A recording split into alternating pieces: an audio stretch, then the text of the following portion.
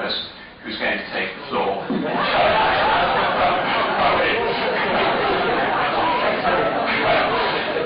He should be as well. It's going to take the floor for the evening. Thank you very much. Thank you very much.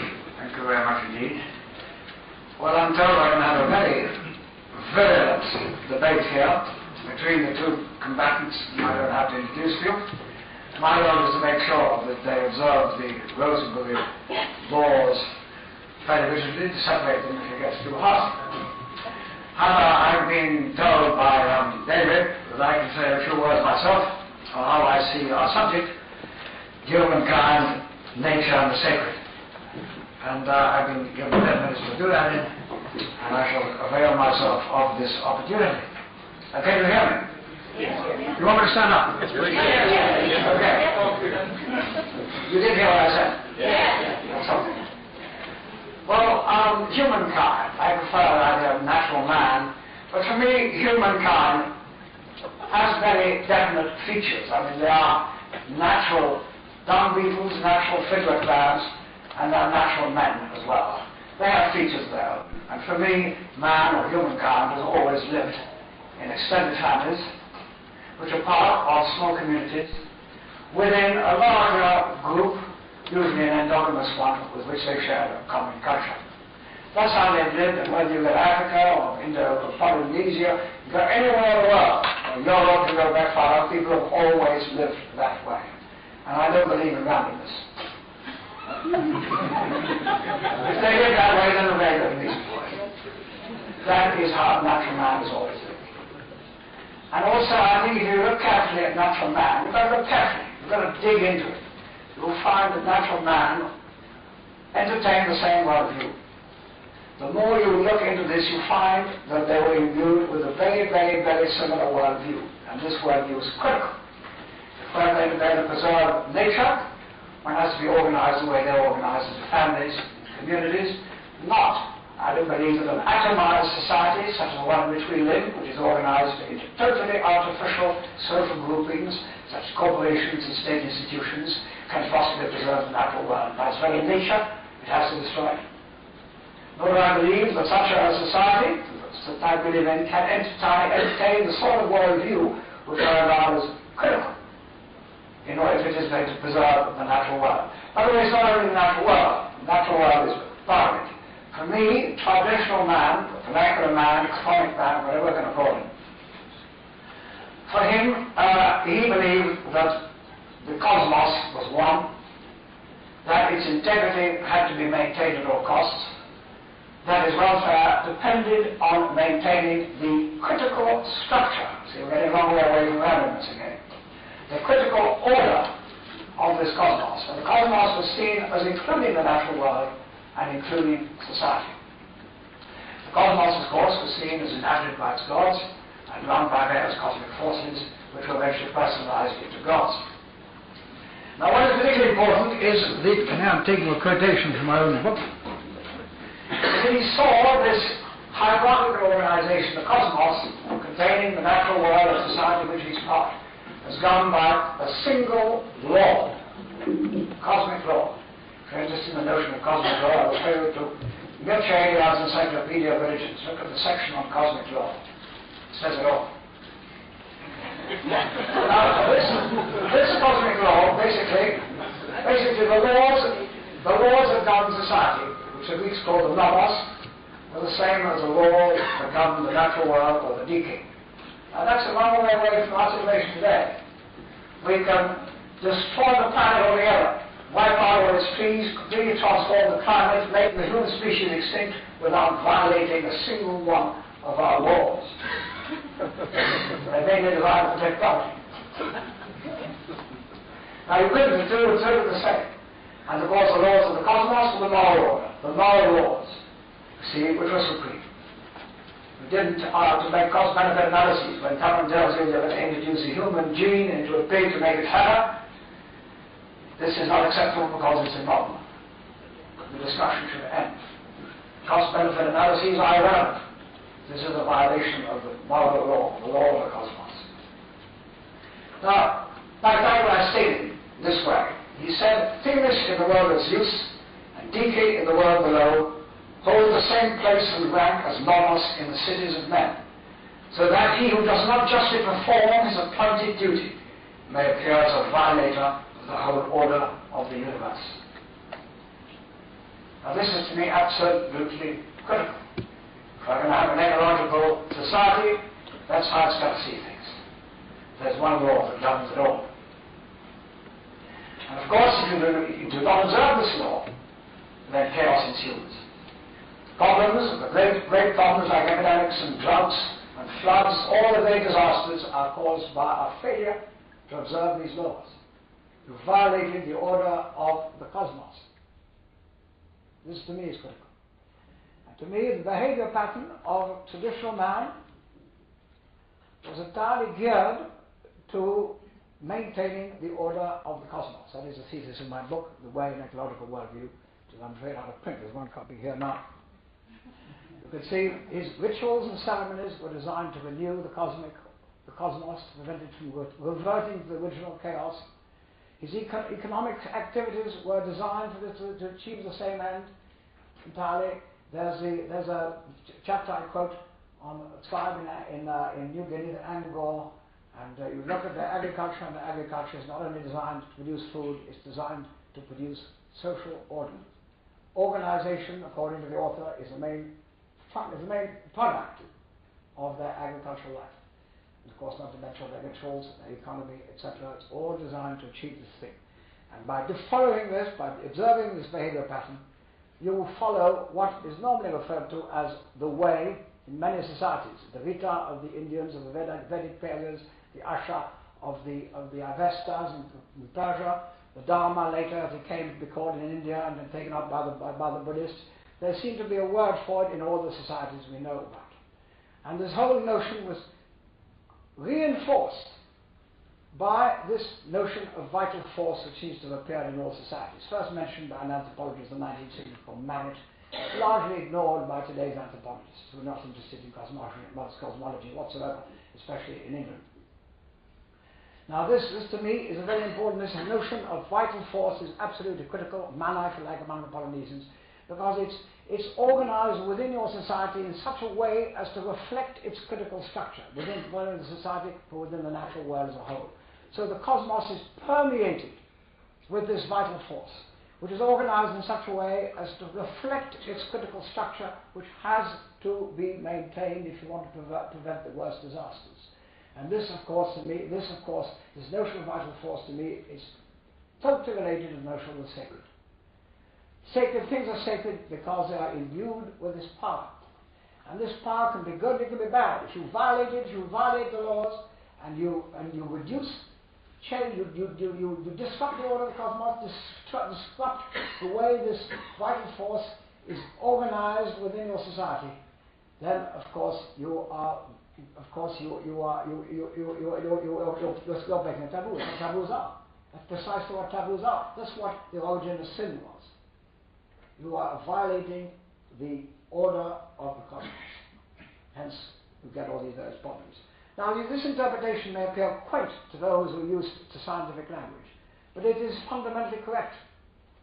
If today you have floods in the Deccan, in the plains of India which are getting worse and worse, it's because we have violated the order of the natural world. We have cut down the forests of the Himalayas. And there's only one answer to it, and that is to replant those forests. If today we have a crime wave, something we've never seen before, it's because we have violated the order of our society. The family and the communities are disintegrated. We've created a totally atomized society. Of course, our scientists will say, or politicians, if we leave it to Mr. Michael Howard, that highly enlightened man, the answer is to build more prisons. And that's what they've done in America. They now have 1.5 million people behind bars. They could put 10.5 million people behind bars. It wouldn't change anything. It wouldn't make it safer to walk in the streets of Detroit or the South Bronx. These solutions don't work. Like building dams, huge embankments to prevent the floods, and they're not going to, just going to create more problems. We've documented this, my colleagues and myself, in our book on that. So in fact, this interpretation is correct. And to me, this is the only possible ecological worldview. That is to say, if we're going to create an ecological society which is going to protect nature, prevent the total destruction of the natural world, We have to return to a society based on the family and the community. We have to return to a society which can entertain the sort of worldview that I've mentioned, which sees the natural world as sacred, and which sees the whole cosmic order as sacred, and everything that enables us to maintain it as sacred.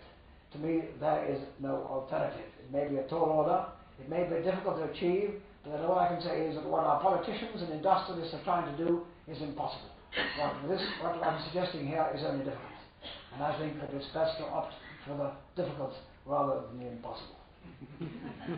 I pass now. There's so much. That's what I have to say on the subject, I think. And now, who's going to speak first between Brian and Rupert? When in doubt, go left, Teddy. Left. Left. So Brian is going to start.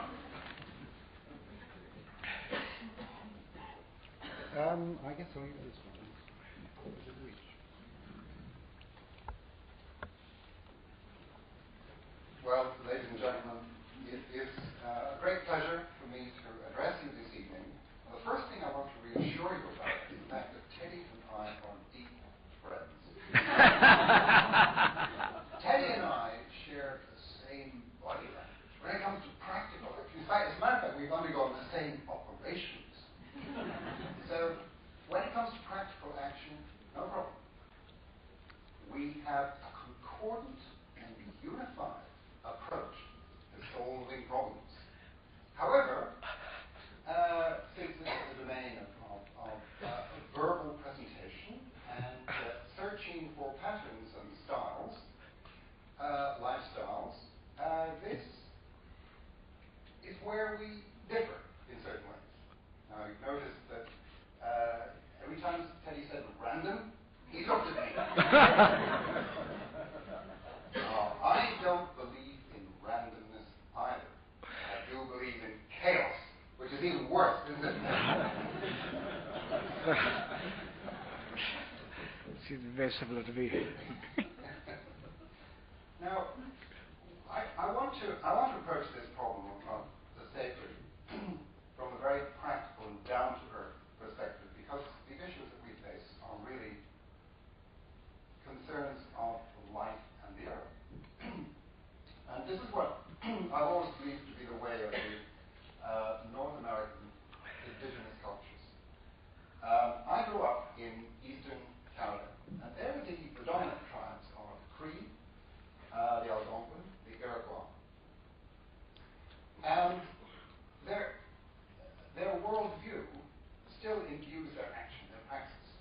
And just as a little example of this, they ran into dispute with the Quebec government over the construction of a dam project for hydroelectric power production in the area of James Bay, which is the southern part of Hudson's Bay. And when the Cree from that area appeared in court in Montreal to plead their case, they said only the beaver has the right to make dams. Now that's the kind of practical orientation that I feel is an embodiment of the sense of the sacred. And I want to just elaborate on that from a perspective that is really one of a scientist and a biologist. And so I'm going to start by being somewhat provocative and declare that, as I understand it, the indigenous cultures of North America would not understand a worldview that separates matter from spirit, as ours tends to do. They would find it not only incomprehensible, but actually rather pernicious and dangerous. And so I'm going to start by declaring that I am a materialist. And the sense of the sacred that I want to develop is one in which I would prefer to exercise any whiff of spirituality in order to imbue the world once again with this property of being alive. Because for me, the matter I experience is living matter. So, my materialism then, and as a scientist, of course, I'm concerned with developing ideas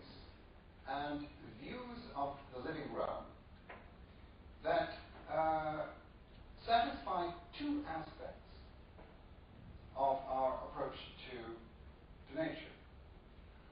One of which is the need for intelligibility, as we need to understand it. But the other is the need to affirm our feelings towards nature, and not to deny these.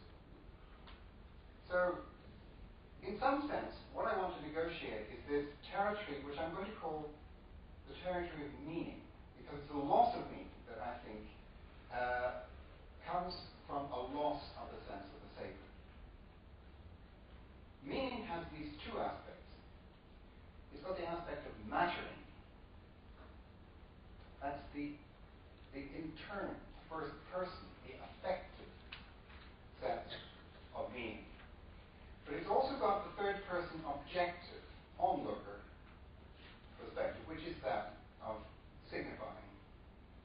And that's the domain in which science has exclusively developed its patterns of understanding in terms of signification and intelligibility. Well, that means that a whole area of our nature is denied. And it's the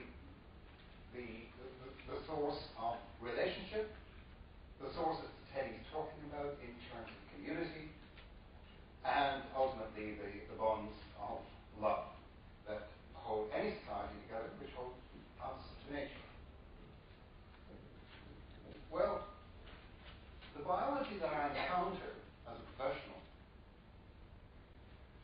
the problem with it is not that it's materialist, but that it's reductionist and it's manipulative.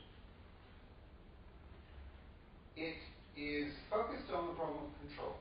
This is what the whole of modernity has been about, is developing a science of control and manipulation. And that is reflected in the view of organisms that they are completely determined by their genes. This is the dominant theme of contemporary biology. Organisms are determined by their genes, and of course the genes they have are determined by natural selection. So organisms have disappeared as irreducible entities, as real entities in their own right. And this means that organisms don't have any natures any longer. So to talk about a beaver having the right to make a dam, within the context of modern biology, that makes no sense. Organisms have no natures, including humanity. Humanity has no nature. Neither has a giraffe. Neither has a daffodil. These are all just bundles of genes that have survived the survival. They've passed the survival test. So you have a completely utilitarian and functional approach to the biological realm, which turns organisms into commodities that we can manipulate as we will. Now this is going to develop into a theme that unites Teddy and me, which is the area of praxis. And it unites us with Rupert as well, I'm sure. But this has to do with the problem of controlling this rampant genetic reductionism, which is expressed industrially as biotechnology. Now, there's nothing intrinsically wrong with biotechnology, with techniques. It's the worldview, the context within which that technology operates, that suggests that any genetic manipulation is legitimate and no evaluation is necessary of the resulting organisms. Now, what we're involved in is a process of trying to make that safe. On the one hand, make it safe, that is, make biotechnology safe, the way it was necessary to make nuclear power safe. Because we're meddling with pretty powerful forces that are involved in recombining genomes. Putting a gene from a pig into a tomato, or whatever may be the manipulation. These have consequences which we cannot predict, and this is where chaos comes in. It's actually a part of the process of unpredictability. In complex dynamic systems like these, you cannot predict what the consequences are going to be. But that side of the story is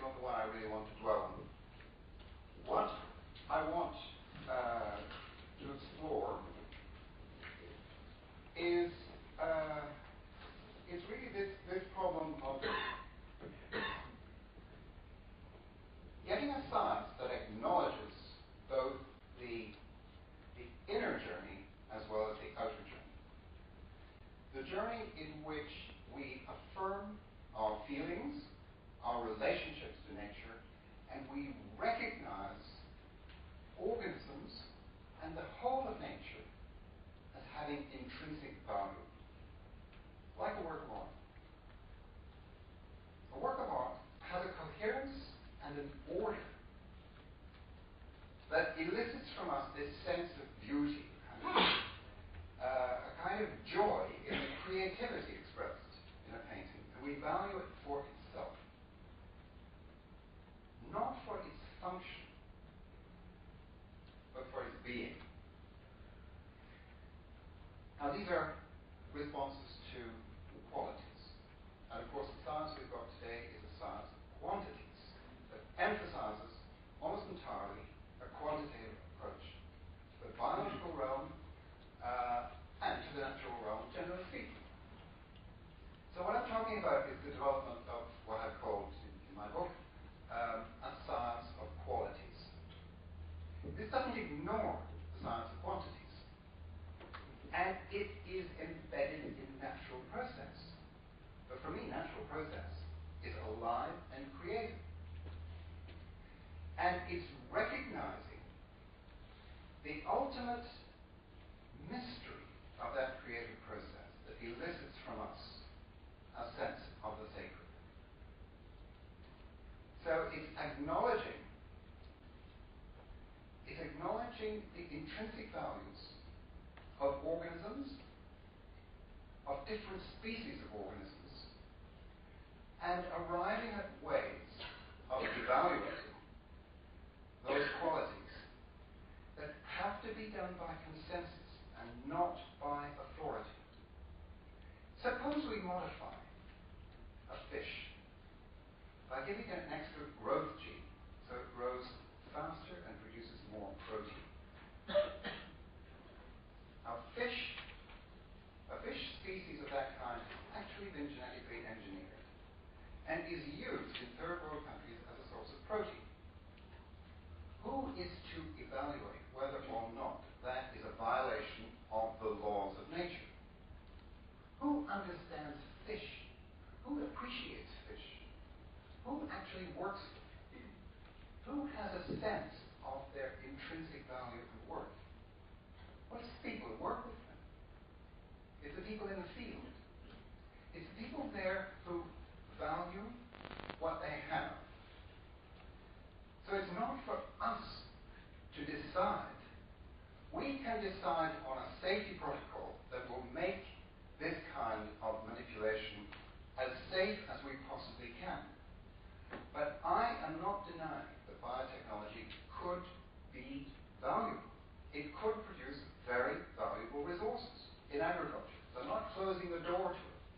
What I'm saying is that if this is combined with a proper biosafety protocol, which has to be put in place internationally, so we know who's doing this work, how it's being distributed around the world, who's receiving it, who's using it, and so on. So if something goes wrong, we can trace it back and control the damage if possible. But this is a very tricky operation. And ultimately, I think we have to proceed by what is called participatory action research. You ask the people involved to evaluate the qualities of what they are working with. It's not for us to dictate to them. In the same way, it's not for us to dictate to the Cree Indians the nature of the beaver. They know. They live with it. They're the people who know. So this is a matter of developing democratic procedures whereby people involved in praxis, in the practical manipulation of these problems, together with those who have expertise in other areas, can work together in order to develop a science of qualities that includes the science of quantities. Now let me be a bit more explicit about this. Just a few more comments. I want to present you a quotation from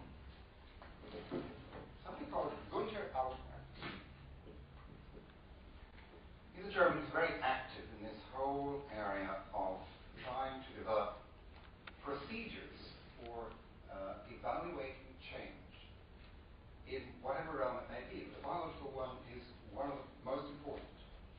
And he starts in the following way.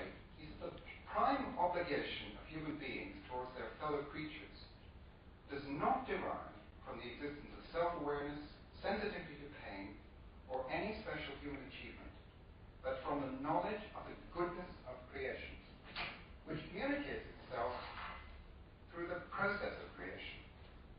In short, nature imposes values because it is creation. And that for me is a statement of the immanent properties of what we call matter, or whatever you want to call it.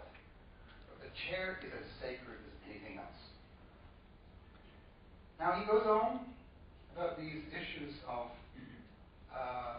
control and regulation and methods of handling the problems that arise from a contemporary science that has run wild in the service of what is called wealth creation and free trade. Another quotation from Altner. Human history and the history of nature are part of a comprehensive process. The rapid dynamic of human history is threatening to tear apart the indispensable ties which bind us to the history of nature, which runs more slowly. For this reason, moratoria, pauses for thought, are indispensable so that we can examine the unforeseeable consequences of science, technology, and progress. For such moratoria to be regulated, there is need for a democratically legitimated process of institution and control, with the participation of the critical public. So this is practical. This is practical. The sense of the sacred is not something to give us a good feeling. It is something to allow us to act with some kind of effectiveness such that we don't destroy. Now our last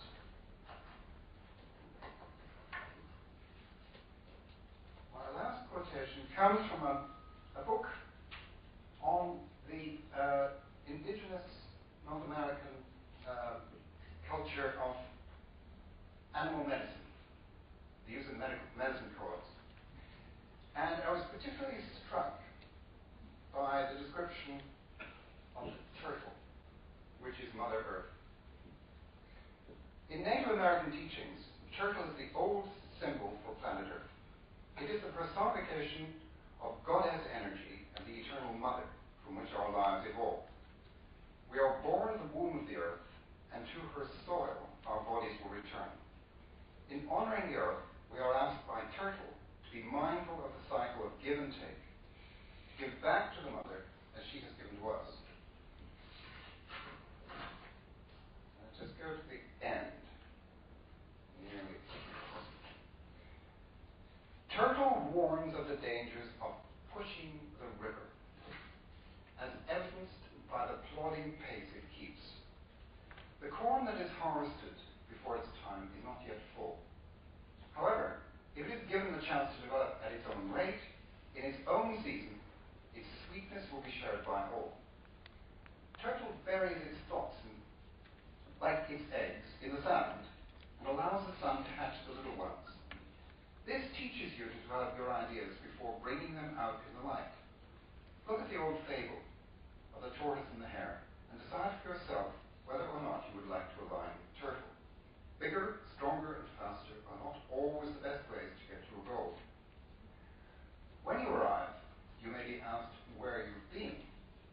You may not be able to remember. In that case, arriving prematurely can make you feel very immature. If you draw the turtle card, it augurs a time of connecting with the earth, the power of earth, and the mother goddess within. This is a reminder of the ally you have in Mother Earth.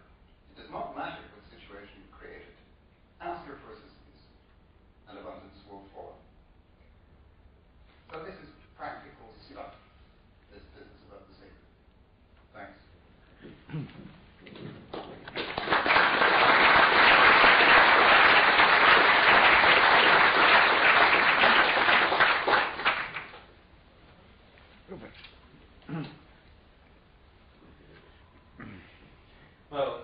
pleasure to be here, and this is actually a dialogue, not a debate, I think. All of us here have a great deal in common. Certainly compared with most of our colleagues in the realms of biology and ecology, we definitely occupy, I don't know whether they regard it as a radical fringe or a lunatic fringe, but definitely not in the reductionistic and materialist mainstream. However, all of us, I think that what we're talking about is the way that science is going to go. The science of the 21st century is not going to be the same as the science we're used to. And we're in the process of a very big shift in model of reality, or paradigm shift. And I think all three of us here are very much in the center of that process. Brian started by saying that he was going to be provocative, and he was. By labeling himself a materialist, he would bring shock and horror to the ranks of card-carrying materialists who fill so many of our academic departments. He is not a materialist in any recognized sense of the word. I've known him for many years, and he's been consistent in his advocacy of the holistic point of view. He believes, as I do, that we live in a living world, that science is leading us towards a new view of the life of nature and a recognition of the true aliveness of organisms. Materialism in its old sense was always linked to reductive atomism, an attempt to explain the whole of reality in terms of little bits out of which it's made. In many ways, modern science has moved beyond it, and Sir Karl Popper, the philosopher of science, has said that through modern science, materialism has transcended itself. This is because matter is no longer its fundamental explanatory principle.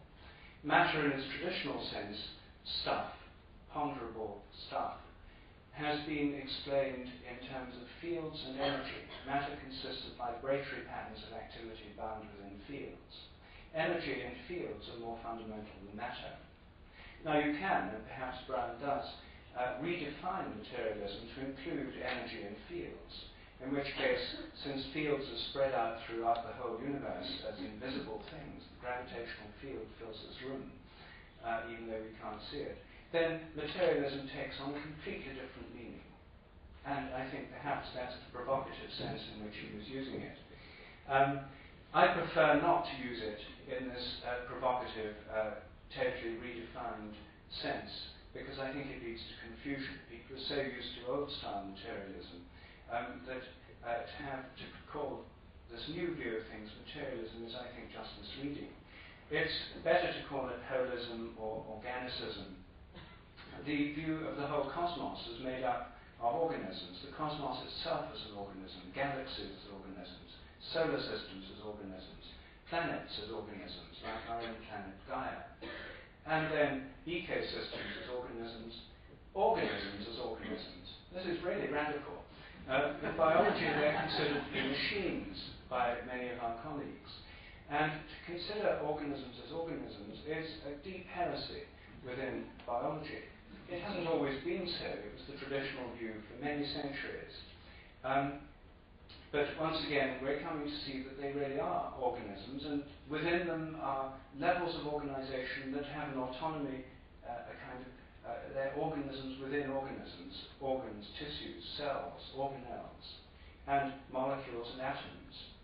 There are many levels of organization, each level of which can be considered an organism made up of sub-organisms, themselves organisms at a lower level. This philosophy of nature was developed in the 1920s by Alfred North Whitehead in his philosophy of organism, which has done much to shape the growing holistic movement in scientific thinking over the last 70 years.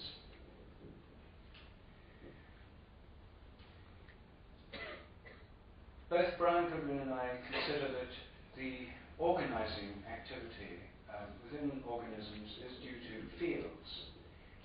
Morphogenetic fields, form-shaping fields, have been part of the explanatory apparatus of holistic biology since the 1920s. We interpret these fields very differently, though. He is, I always think, of a rather Platonic disposition. He's a mathematician by background and is looking for the mathematical principles underlying them and thinks that the fields may be explicable.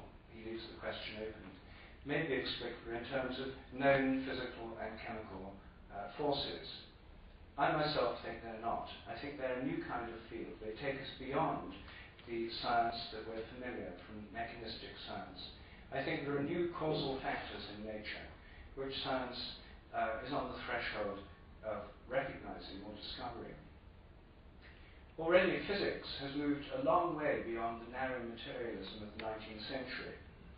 Indeed, in this century, physics has become progressively broader in its perspectives until it has an extraordinary view of the universe today, a pluralistic physics, an amazing cosmology, quantum theory with all its paradoxes and insights, phenomena like quantum non-locality, the way that things once connected together retain an instantaneous connection, even if they're moving apart faster than the speed of light. A new kind of connectedness revealed to us in nature by quantum physics, a new kind of indeterminism through the indeterminism recognized in quantum theory, and chaos theory pointing to leading us beyond the narrow determinism of classical physics. In many ways, physics has opened up, become much wider and much more pluralistic. Unfortunately, during the century, biology has gone in the opposite direction. At the beginning of the century, there was a broad debate about the nature of life, and mainstream biology has in many ways become narrower as time has gone on, and even narrower still as it's fallen under the sway of biotechnology and genetic engineering. However, I think the spirit of physics is such that nature itself is now being seen in a much more living and holistic manner. And I think it won't be long before the revolution that's happening already in biology and in medicine leads us to a much more integrated view of life, of human society and of ourselves. I want to say just a few words about how I think this new understanding can take us beyond where we were before.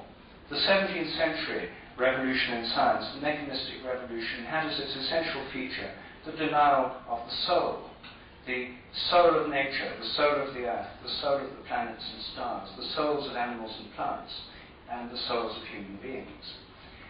Before that, it was believed that all nature was organized by souls, animating principles inherent in all things.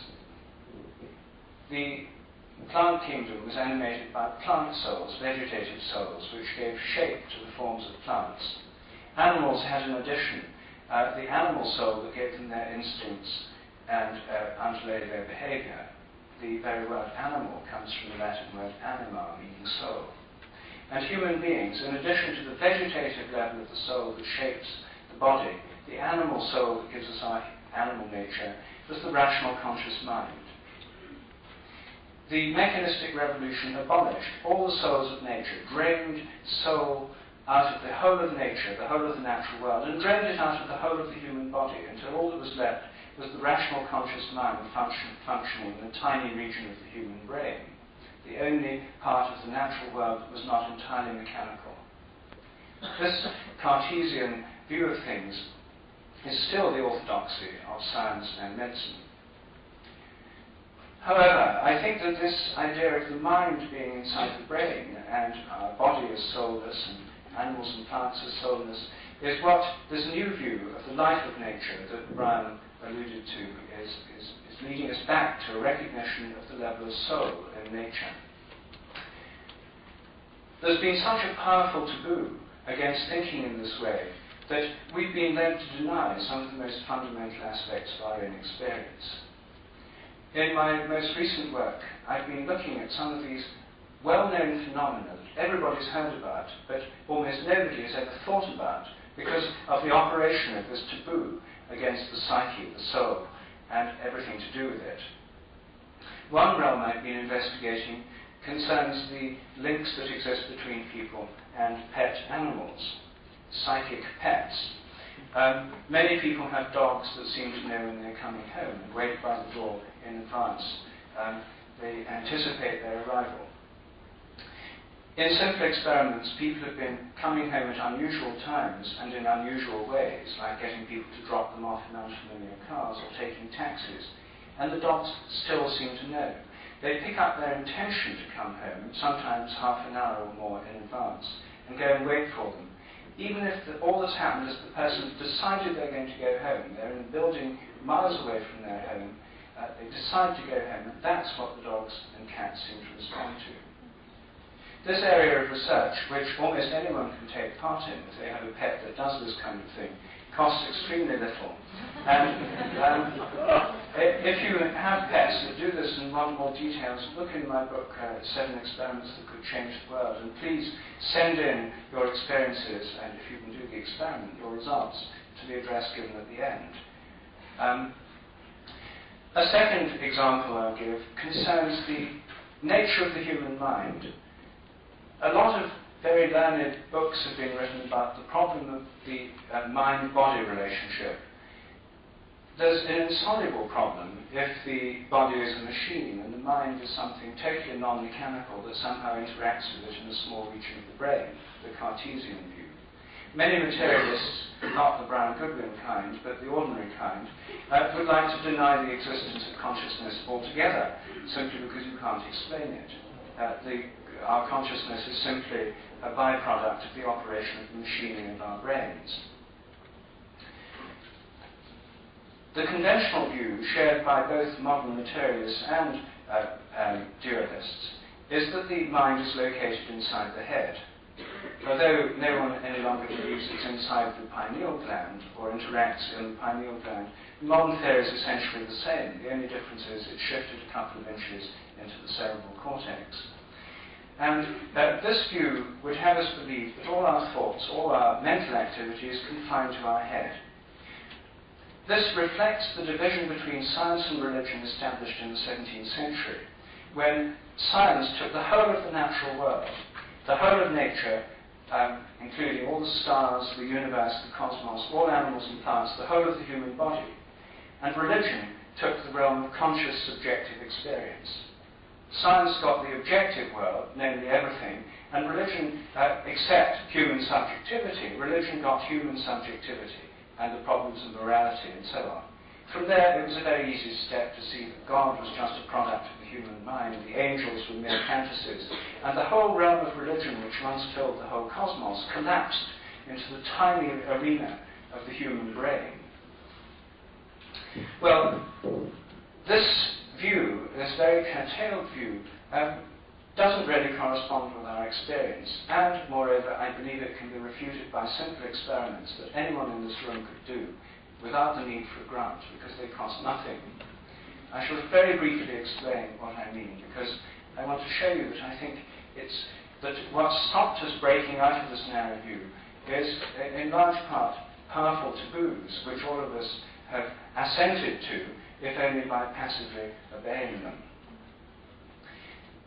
The conventional view is that as you see me standing here now, light rays travel through the electromagnetic field, through your lens, inverted image on the retina,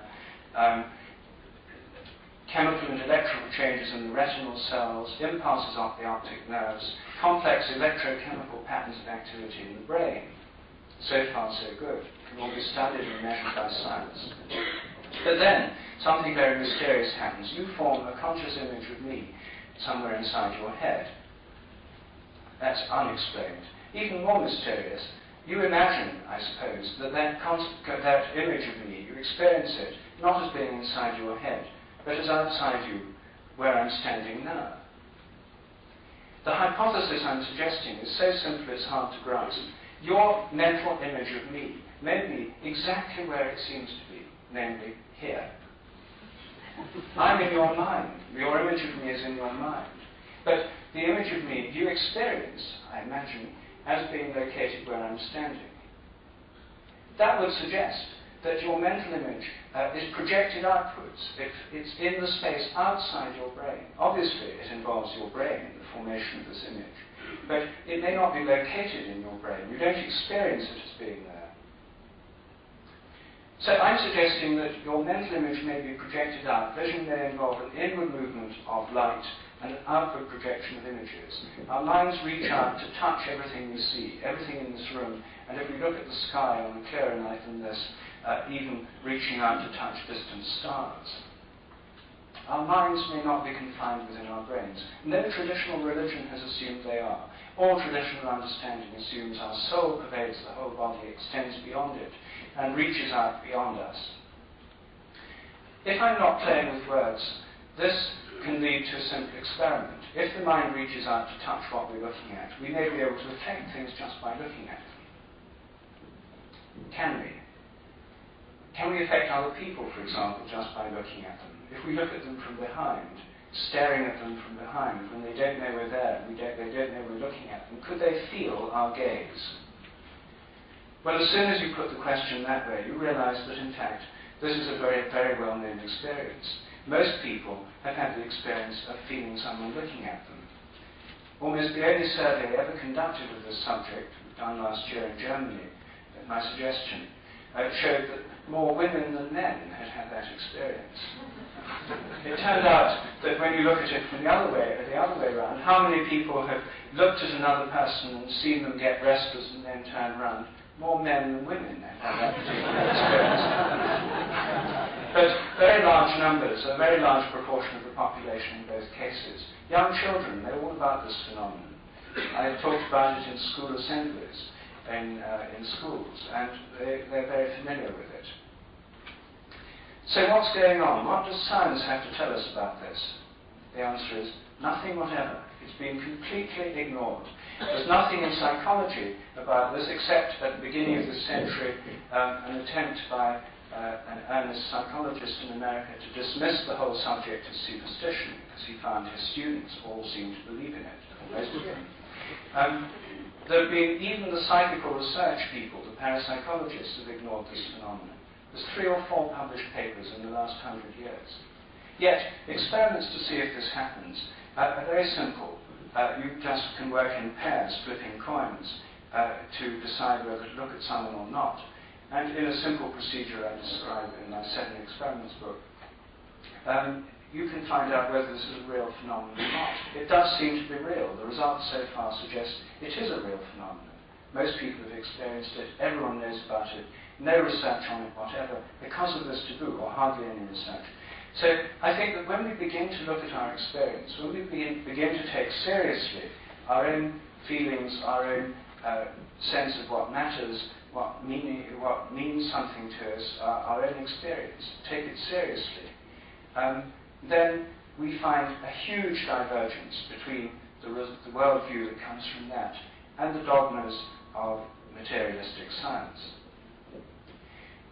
I think that when we remove these taboos, strip them away, and recognize that we're not living in a mechanistic world, we're not machines, the animals around us are not machines, neither are the plants, neither is the world, neither are our families.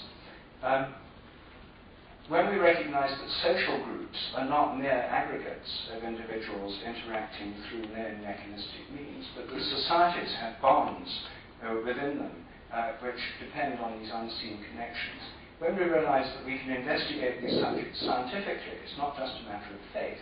These are phenomena that seem to happen that are simply being denied or ignored by science.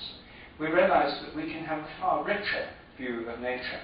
We can restore, in our view of nature, the level of what used to be called the psyche or the soul. If living beings are alive, that aliveness of things is something that science has denied for so long, which we can now recognize again. When we do that, we arrive at a new version, a new understanding of the starting point for all traditional religions, all systems of spirituality start from this insight that living things are alive. It's essentially a common sense view, if you like, except that common sense for the last 350 years has been heavily distorted. Most people, in fact, still have the common sense view about dogs, the sense of being stared at, and so on. unless they happen to be functioning in a scientific context, and then they pretend that these things don't happen. But as soon as most scientists too, as soon as they leave the portals of the laboratory, they revert to being ordinary people. Well, this starting point is essential for all religions. It doesn't commit us specifically to any particular religion. The idea of living organisms as alive was believed by the ancient Greeks, who had many gods and goddesses.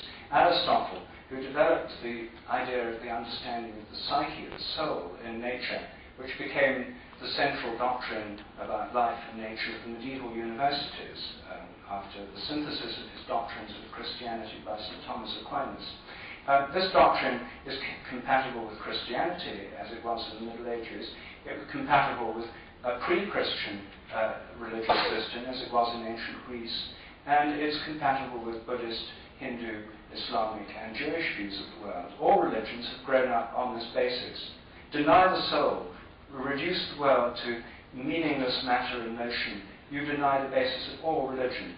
Restore and recognize again the life of nature, as in our different ways I, Brian, and Teddy are trying to do.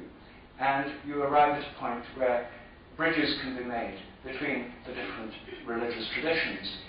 And indeed, when we come to them from the point of view of modern science, we come in a new way. I think that as science and religion converge, as we enter a new millennium, where I think that will be one of the main things on the agenda, the kind of spiritual or religious view we have will be one enormously enriched by the insights of science. No longer do we have a small world like the Middle Ages, but a vast evolutionary cosmos. Our understanding of the cosmic creativity, the diversity and vastness of nature, the diversity of life and its long history, will give us an enhanced view of religion. The conflict that we've had for so long is, I think, no longer necessary, and I think we're passing beyond it. Thank you.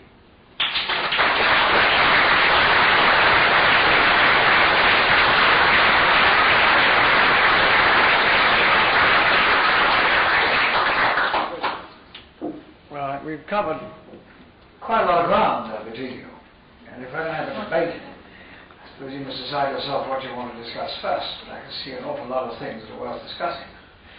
I think the last thing you mentioned, whether science and religion can in fact be reconciled, is something worth thinking about. Science is committed to the notion of progress. I regard the notion of progress as highly blasphemous. It suggests that God did a bad job, designed the world extraordinarily badly, and it's incumbent on man to completely transform it with the aid of science and technology according to his vastly superior design. I would have thought nothing could be more blasphemous than that. How you can reconcile religion with the notion of progress, which is fundamental to science from Bacon onwards. Science as an enterprise of transforming and controlling the world. I have a feeling that's something that's worth discussing. I also think that one of the big problems with science, I mean, let's face it, if you wanted to, if the devil wanted to make sure that Earth things could understand nothing whatsoever about the world they live in, he couldn't do better than divide knowledge into the watertight compartments. He couldn't do better than organize knowledge into the watertight compartments in which we've divided it. But if you can't understand the implications of what you're doing, I mean, let's face it, as soon as we decided that we were going to replace human work with steam and then oil, or our machines in fact, we made global warming inevitable.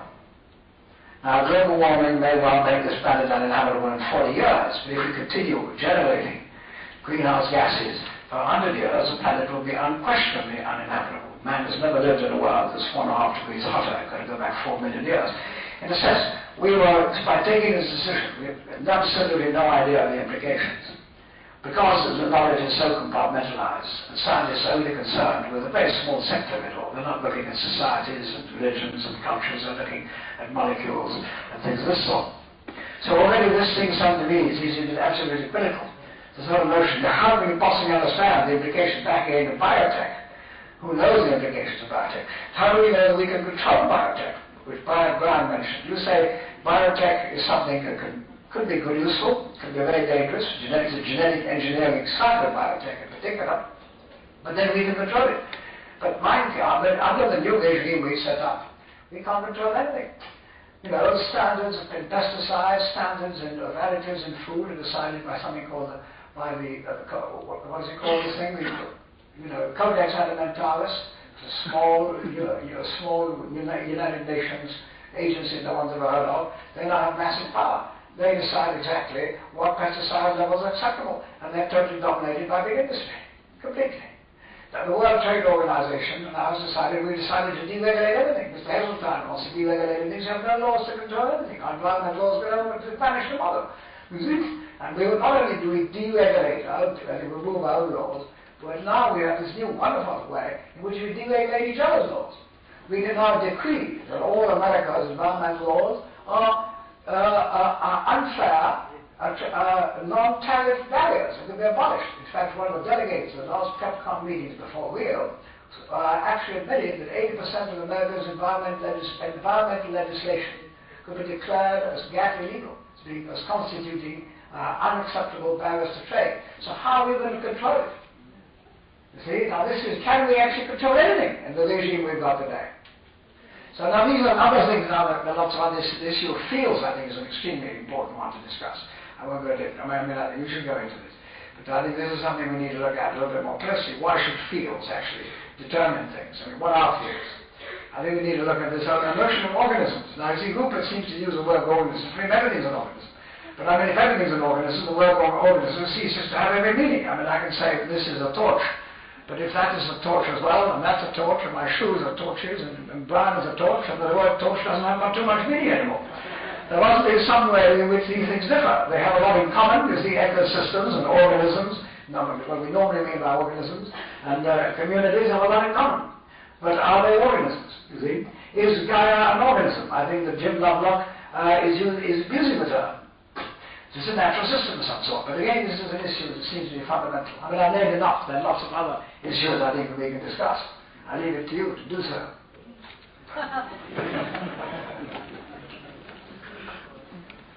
Oh, yeah. Oh, we can have a dialogue.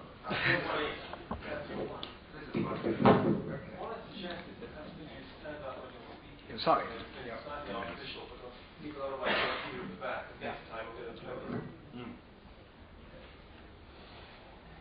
Terry, let me just respond first to this apparent cry of despair that we can't control anything. You know perfectly well what's going on to combat this. And you are putting an immense amount of energy into it.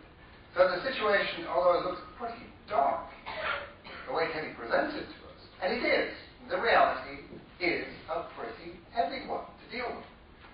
But you know, this is the Committee on Sustainable Development of the United Nations changed its view on biosafety with respect to biotechnology as a result of lobbying by the Third World Network, which is the organization based in Penang with which we are associated. So action is always possible. Now, let me just mention what I find to be really the most positive and useful and exciting aspect of the work that Rupert has done since his book on science, A New Science of Life. And that is encouraging people to do experiments of a type that would not be dreamed of without Rupert's theory of morphic resonance. He made the awful mistake of calling his theory of morphic magnetic fields, and I chastised him for it. He said he never used the term it yet. However, we've sorted that one out. And I just want to iterate that when I talked about participatory action research, engaging people in action, mobilizing them, and empowering local groups to do things, that is what Rupert is doing with his proposals in his latest book, 7 Experiments That Will Change the World. Because they will. And that's the way to do it. But we can change the world ecologically. We can change it economically. If you work with people in the Third World Network, it's extraordinary. They don't have this sense of despair that we have. They have a sense of extraordinary hope. They know the world has to change. They get on with it. We know it has to change. We're not quite sure what to do. Now, that's just a kind of hopeful response to what could appear to be a pretty heavy situation. Let me just comment briefly on a couple of other points. Teddy mentioned progress, and I am entirely with him on this. I do not believe there is any progress. There is just a dance. And there's no goal, there's no purpose, and there's no cause of the creative process outside of itself. In other words, this is where values come from, the sense of intrinsic value, is beings, let me use the general term beings to avoid this problem of using the term organism for everything. Beings express their natures. And I'm perfectly happy to use the term being for gold as a dynamic field that expresses itself in particular ways, gold or lead or copper or whatever it may be. As I am to use the term being for an electron or being for an organism or being for the planet. So the issue of progress in the context of evolution, I entirely agree. I think there is no progress, and it's a pernicious notion, this one of progress. And of course, Rupert's point about me being a rather unconventional materialist is perfectly true. I did it in order to be provocative, but I did it for a purpose. And of course, it's to avoid what I regard as the big danger, which is the danger of dualism. Once you've divided the world ontologically into two, you'll decide which bit is better. And then you've already caused the damage. And that's why I have such trouble with spirituality, because it does tend to divide the world into two. Now, it doesn't have to, but it tends to in our culture. And that's why I'm stressing that for me, the concept of the sacred has to be seen to be as much a part of this microphone as it is a property of Rupert, expressed in different ways. Final point about vision and this perception. Just to emphasize this concept of field, because of course you know the work of Gibson and Gibson's ecological approach to the understanding of how people see things. Now, for Gibson, an American physiologist, psychologist, with an ecological orientation, he says vision is in the space between the observer and the object. It's in that space. It's not here and it's not there. It is in the space between them. And so it is something that is entangled. I mean, this whole business of entanglement is one of the great insights of quantum mechanics. Everything is entangled in everything else. The concept that David Bohm put into the notion of the implicate order, which is, in a sense, the generative foundation for this creative upwelling that we see all the time going on. That implicate order does not separate anything. Everything is touching everything else. And so it's the mystery, it's the ultimate mystery of that condition that I find the impulse for recognizing the sacredness of all natural processes and of creation, and hence ascribing, distinguishing between different beings, because they are distinct. And it is very important not to confuse organisms with electrons, not to confuse electrons with Gaia. But I would tend to defend Jim Lovelock's use of the term organism for the Earth because of a particular analogy that he uses, which is physiological, the homeostatic, the regulative, the dynamic, which is, after all, a major aspect of organisms. And he is quite explicit about this now in terms of geophysiology, as you know. That's what he calls his, what do you call Gaia theory? Geophysiology. So, I don't object to that, but everybody has personal tastes in this matter. And I don't think Jim is at all confused for what is an organism biologically and what is an organism in terms of the planet. So, just a few comments.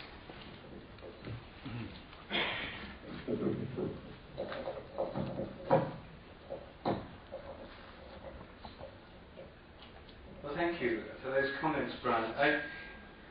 I'll start with organism because I agree with Jim Lovelock and the use of organism for Gaia.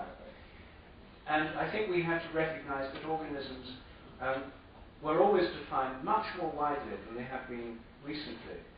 God was always considered an organism in the past.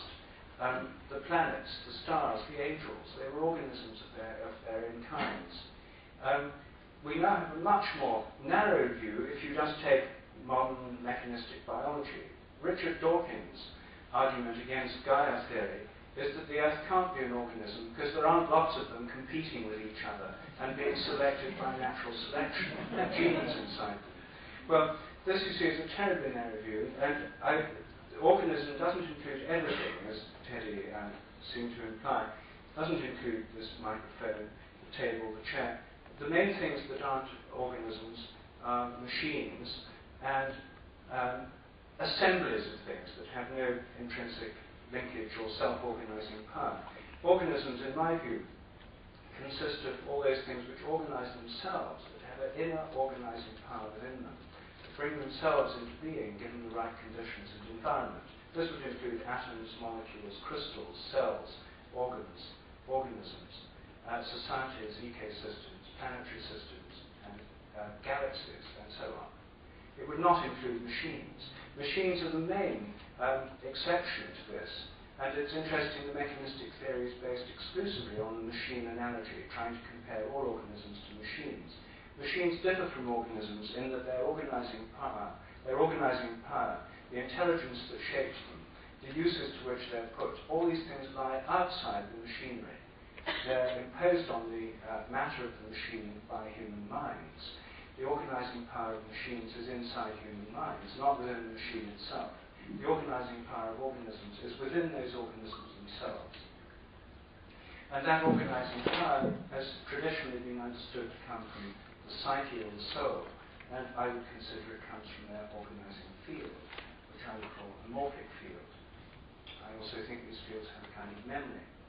This is not the place to go into that.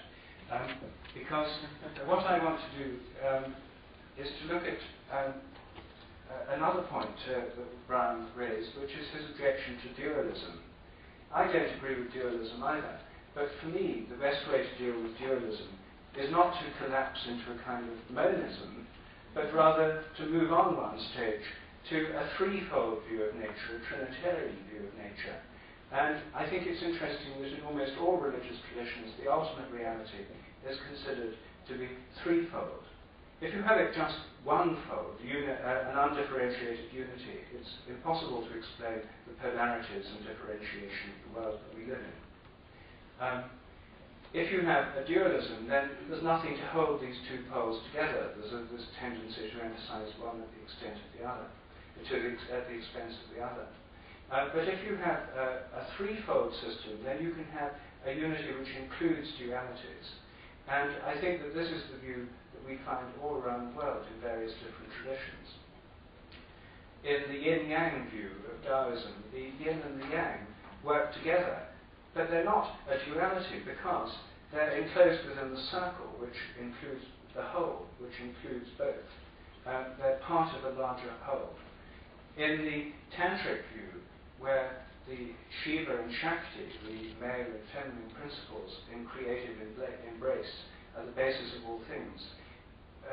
They're not just two separate things. The creative embrace is the key thing. They become a unity through their being together. There's a higher unity of which they're part. And in the Christian view, the Holy Trinity, which I understand as having a ground of being and then a formative principle, the Logos, which underlies the formative aspect of nature, that which gives order, form, structure to nature, and the Spirit, which is the moving principle of nature, which is expressed through the physical world in the form of energy. The formative principle is expressed in the form of fields. These two have a common source and are not an opposing duality.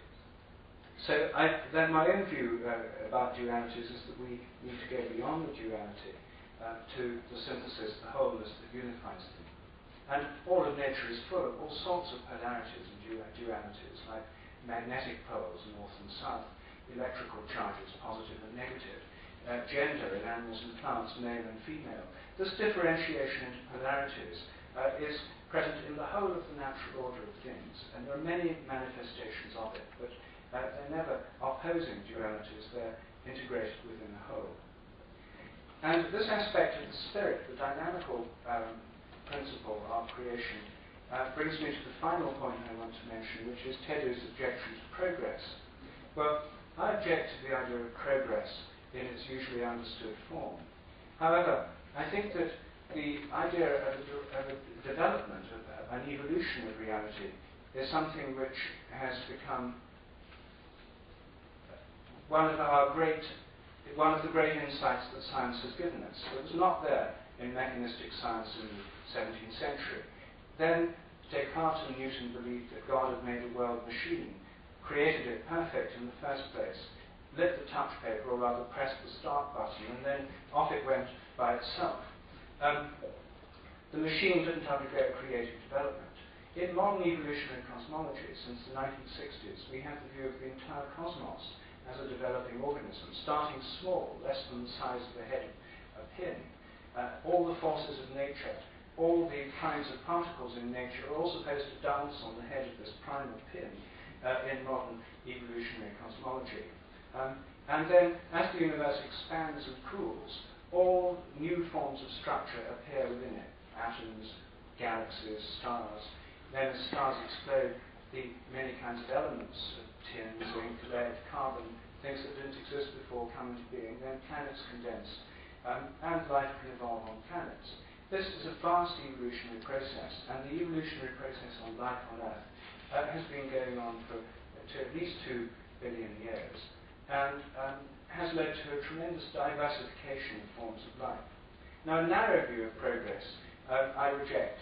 It's impossible to me to see the whole of this cosmic process as leading up to Britain in 1995 as the culmination of a cosmic evolutionary process. And if we take too human-centered a view of this, then we find it impossible to explain why, in order to arrive at conscious human beings, it was necessary to have 5 million species of beetles in the Amazon, or all the other forms of life that exist. A vast diversity of life that seems to exist for its own sake. We're doing our best to get rid of it. But it's almost impossible to understand the tremendous proliferation of variety of complexity in the universe if you take too narrow a progressive view. However, I find it difficult to believe that there is no overall goal or purpose to the whole evolutionary process. It's harder to say what that goal or purpose might be. Teilhard de Chardin tried to express it in terms of his idea of the omega point, but then it's just as difficult to understand what the omega point might be. So this is not an easy thing to believe in. It's not an easy concept to grasp, but neither is it easy to take the view there's no purpose, no direction, no goal, and no overall direction of development in nature. So I think that in terms of progress, we actually do see a big difference in religious traditions. The Hindu and Buddhist traditions, like the ancient Greeks, have tended to see history in terms of cycles, endlessly recurring cycles. And what you can do in relation to those is either try and maintain the pattern as it was, and since it's pretty hopeless and goes on and on forever, the best answer is to undergo a kind of vertical takeoff and leave this sorry state of affairs behind you. And some of the yogic traditions and some of the Theravada Buddhist traditions emphasize this quite strongly. In the Judeo-Christian tradition, which also includes the Islamic tradition, there's been a strong emphasis on the whole community and the religious process working itself out through the action of the whole community. And I think that's something that all of us here are so deeply embedded within that it would be hard for us to reject it entirely.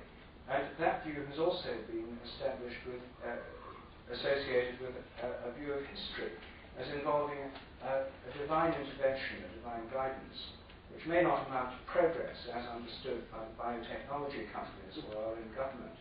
But it does involve a process of creative activity unfolding in time.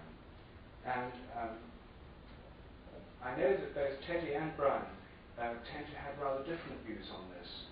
And I know Brown's view is very much informed by a Platonic sense or Pythagorean sense of the transcendent order, and he tends to think of evolution as being more or less accidental, what happens. I think the history involved both in our social and religious development and in the development of life on Earth and in the cosmos. The history is all important. What actually happened was essential, and it's through this historical process, seen as a vast evolutionary process on the cosmic level, that divine creativity manifests itself. Can I just respond to first? Just 2 points, brief points of clarification. First is the charge of Platonism. Now, I really do feel it's a charge, and I'm going to say that I am categorically not a Platonist. Platonism, I understand to be rather like Whitehead's view of the eternal objects. That is, there are conditions that simply don't change. Now, for me, since the world is a world of emergence, and we actually have models, and this is one of the things that I find really quite exciting about contemporary science, as it is expressed in, say, the sciences of complexity, it's called order and chaos, is that there is no sense of any preordained order whatsoever. What comes out of these complex systems is unpredictable and totally unexpected. So I don't see how that can be squared with Platonism, unless it's some kind of generalized Platonism, which I don't understand.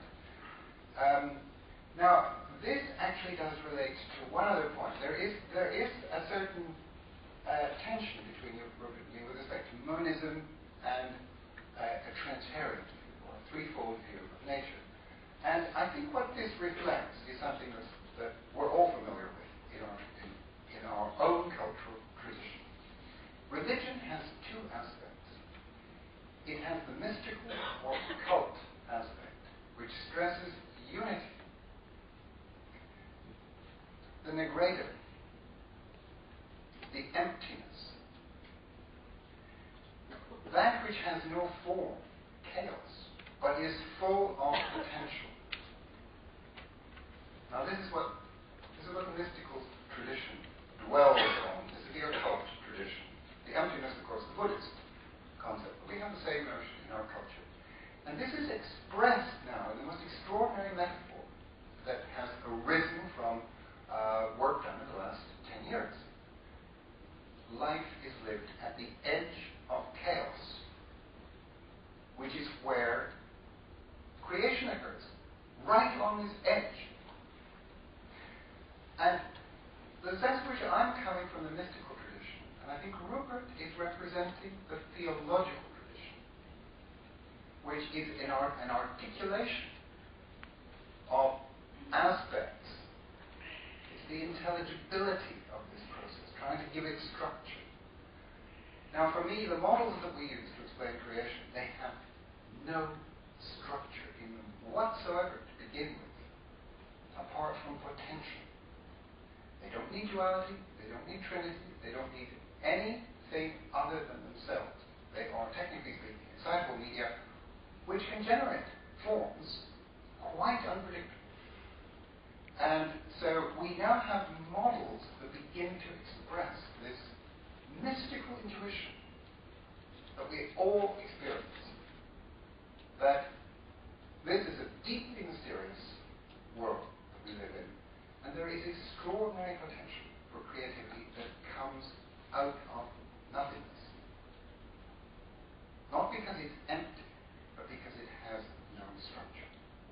So I'm not a Platonist, I'm a monist. I think I need to abuse my chairman's position here to respond. Thank you, lovely. A number of positions. First of all, needless to say, I see the world as highly orderly. I can't see this notion of chaos makes too much sense to me. I can't see the difference, for instance, between, if you remember Paul Weiss, you must have read Paul Weiss in your youth.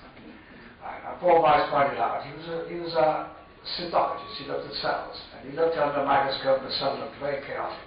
And once he looked at the cell itself, it had an identity, and it was orderly. Now, things that look chaotic at a low level appear very orderly when you see them at a higher level. He used the terms microdeterminacy and macrodeterminacy. In macro-indeterminacy, that is, you cannot predict the behavior of the small parts, but you can predict the behavior of the whole, which is highly orderly. Now, I don't see the difference. I mean, that to me satisfies. That satisfies the requirement for your chaos theory. You can't predict these things because you're looking at micro things which cannot be determined. Now, if you take, for instance, you take an ecosystem and you burn it down, like a forest, and you see what happens. There are experiments, people heat roll in their bins, well-known experiments like that. Now, what happens is that a new vegetation appears, which has a structure. You still have the decomposers, and you have herbivores, and you have predators, and you have all sorts of different things. It has all the normal components of an ecosystem. But the species will be quite different. We cannot predict which species are going to move in to fulfill all the different roles that have to be fulfilled for the ecosystem to maintain its stability. Therefore, it's micro-indeterminate, but macro-determinate. It's a basic structure that's important. And for me, when it comes to change in the living world, nothing is actually trying to change. Try nothing. It's one of the only sensible things Richard Dawkins ever said.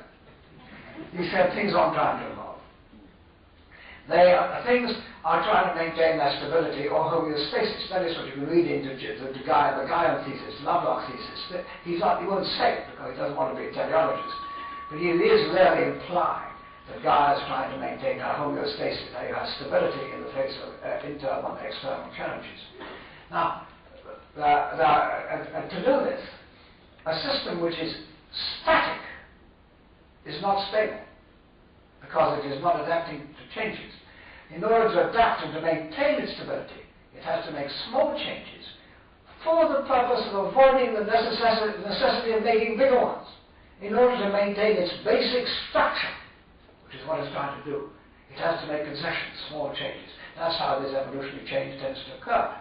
So to me, then homeostasis is not sufficient again. Back to where we started. Homeostasis, what is lacking in the whole discussion on homeostasis. And that is, you cannot have a stable natural system, or organism, whatever you want to call it, which is part of an unstable larger one. I can't have a stable farm in a world where you cannot predict it. Because the climate changes, where the climate is completely destabilized. We don't know when to sow and when to reap. I can't have a stable family in an unstable society where everybody's killing each other off. Every time I leave my house, someone's bashing me on the head. You see? In other words, to maintain your homeostasis, you've got to maintain the homeostasis of the larger units of which you're part, i.e. the whole Gaian hierarchy, the cosmos, if you like, which totally justifies the worldview of chthonic man, which I was referring to earlier on. Now, there's one other thing, to me, which seems to be critical, and that is, there's this whole discourse about whether Darwin believed in progress, whether he saw evolution as a progressive process or not. There's been a lot of discussion on that. People always write about it. Whether evolution involves progress or not. That's one subject. But I'm not discussing that. I'm talking about the second process, which is this man-made progress that started off, if you like, with Bacon, started an idea that occurred only in the 17th century, as you mentioned. You know, we read Pollard's idea of progress and Berry's idea of progress. It is a new idea. It came out in the 17th that this man-made progress to which we're totally committed today, corporations, biotechnology, this to me is a very different process. Now, unfortunately, the biologists of the 50s who I admire the most, the organicists, if you like, the Huxleys and Waddingtons of this world, the people, seem to see it as the same process. Merriweather, for instance, talks about endosomatic progress and exosomatic progress. See, what's happening today is something that's happening outside our bodies, you see. It's new, but it's part and parcel of the same process. This is what's so horrific about it all. They all see it. All these biologists who you admire, we all admire, they're the great ones, they still see this process as the same. They cannot distinguish between the process that created the biosphere and the process that we have set up, which is annihilating it. It is diametrically opposed to it. They still see it as the same process. What we call progress today, you see, is a negation of the evolutionary process we are interested in. And that no one seems to make this point. I mean, the two things, there's evolution and there's an anti-evolution. That's what we're involved in today. Final thing about organisms. Ecology, as it became an academic discipline in the turn of the century in America, dominated by people like Clemens and Phillips and Shaw, they saw an ecosystem as an organism. They called it a superorganism. And then they were suddenly attacked. The whole thing became mechanistic and reductionistic. It had to fall into line, or there wouldn't be departments of ecology in universities. It had to be quantitative, it had to become respectable. And they all attacked the superorganismic concept. And they said ecosystems are not organisms, they're nothing at all, because they're so different from organisms. They say organisms reproduce. Ecosystems don't in the same way. They have definite borders, like membranes, these things don't have definite borders. You know, where does a forest end, where does it begin? You see, and they produce all these arguments, some of which made sense, you see, showing that an ecosystem is not an organism. It's similar to an organism, you see, and why not take von Bertalanffy's terminology and call them both specialized instances of a more general principle, which we refer to as the natural system, which Weiss defined as an entity that is seeking to maintain its homeostasis in the face of external and internal challenges. I mean, there are many definitions, these seem to be the best ones. So it is simpler to avoid this terrible discussion, because what's happened now is that ecology, we've now gone to a sort of Newtonian ecology. The stuff they teach in our universities is anti-ecology. You see, they now say you can understand the ecosystem by looking at the past. You see, because they are not really superorganisms. The argument, the conclusions are all wrong. You see, it's so much simpler not to call them organisms, to avoid, this whole new move that is totally destructive. Sorry, I shouldn't have used all that. We've still got another 15 minutes, and then we open up the discussion. Let me tell 10 you minutes? about 5 minutes. Teddy and I both teach the same course to students. They go quite experienced.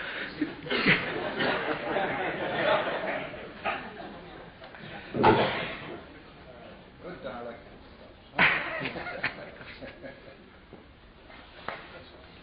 Well, should we open it up to discussion? Can I just say what the procedure is going to be? Because we want everybody to be able to hear and indeed to see what anybody who would like to ask a question is going to contribute. And so if you would like to ask a question, can you put your hand up in the first instance and we'll get some order, the die cliff. And then could you come up, probably round the side, if possible, to the microphone so that you'll be able to address it to everybody. So Di, would you like to come up?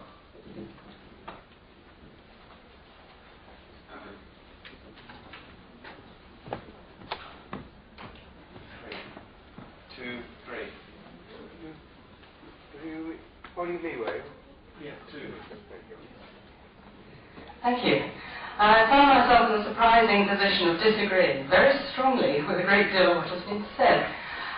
For a start, the idea that there is no progress, well, I have to say this is my personal belief, but I think there is tremendous progress, and I will give you a very obvious example. Today, left to God and nature to get everything right, 1,000 women have died in childbirth. I am not one of them. Here I am in my late 40s. In any other culture, I would be a wizened old crone having had 20 pregnancies, at least. In any traditional and religious culture, I would not be here, because far from being given this wonderful respect which Rupert thinks religion provides, I would be treated as a slave or an object. And so I have to say, with very much of nature and people who belong to different religions. We are all here because of secular technological society, and I salute it. Here we are, a diversity of people who could never in any other age or in any other culture be brought together and talk freely on equal terms the way we're doing now. I think we have a new sense of the sacred, which is something that hasn't happened before. Our conception of human rights is unique to this century. Our conception of animal rights, which is emerging, is also unique to this modern age. And I think it's wonderful, and I think you're a rotten lot of smug complacents. I don't really, but it's a wonderful time to be alive, and there's loads of progress for them.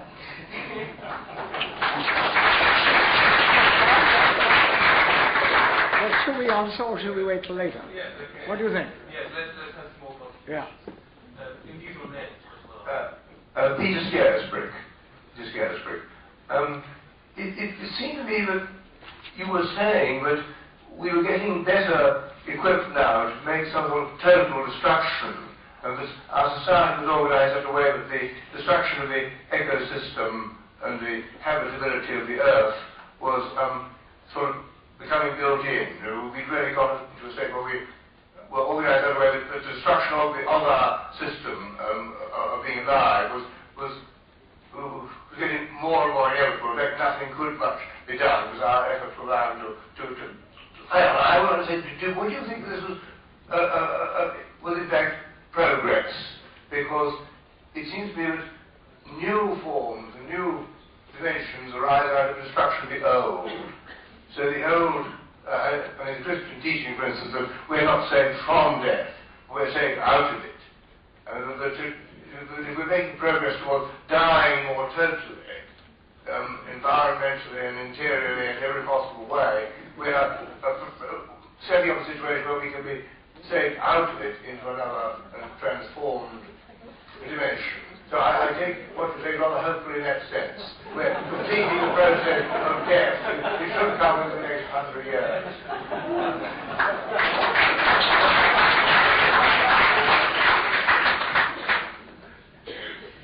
Hello, Silverboy. I am not sure that I fully understood the difference between an organism and a non-organism. I think I did, but I understand an organism indeed as a substance which is capable of organizing itself, a crystal as much as a human being, as much as the world. But to me, the main difference is really between animate and inanimate objects in the sense that inanimate objects are produced so as to move or stay put in a certain way. A clock, a pendulum will go there and back, or the clock will turn around and round, the hands, will turn around and round. Whereas animate objects can choose for themselves. They have a free will and they can decide what they wish to do. They may wish to come here or not come here. They may wish to go to the toilet or may wish to do what they have to do here. They are creatures which can do what they desire. I see the main difference between those organisms, if we wish to use the word organism, which can determine what they want to do, and those which do things automatically, and crystals, to an extent, do what they do automatically, although I know all about the theory of particle resonance, and there is very much beauty in it, and I agree with much of it. Thank you.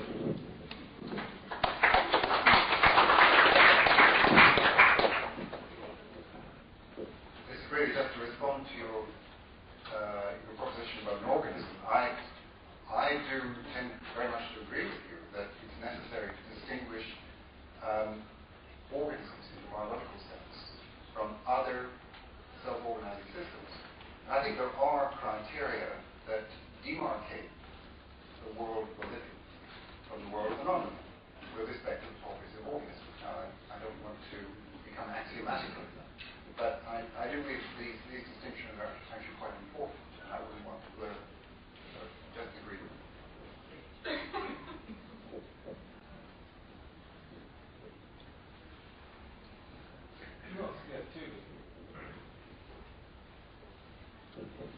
My name is Tuvioba. Question mainly to Brian, but for everybody here.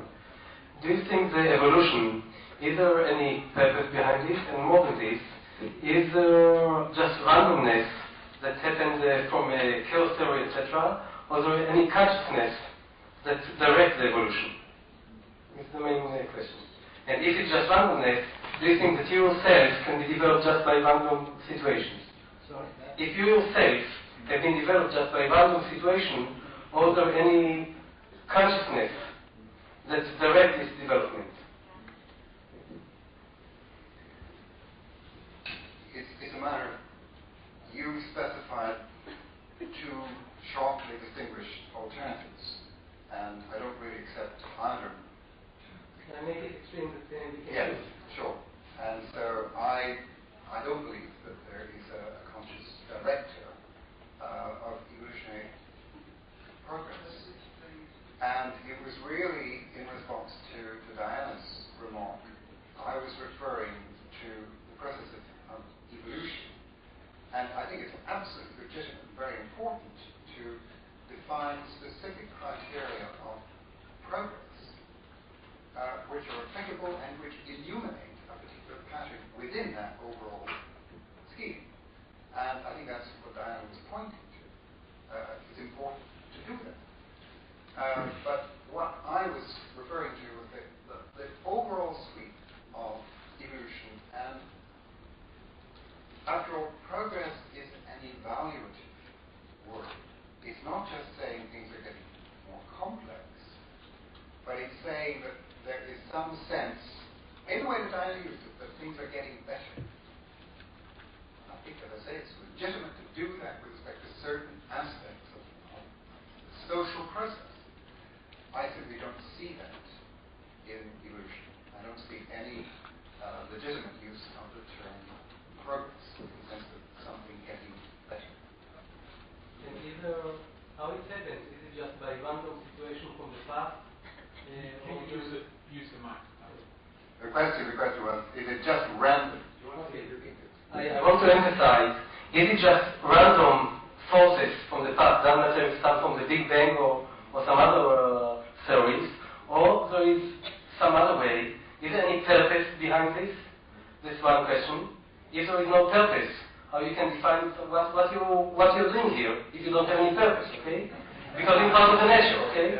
That's one question. But if the nature and all of us have got any purpose, and what is this purpose? And or all this was really by chance, by accident, or if it's very sophisticated chance, like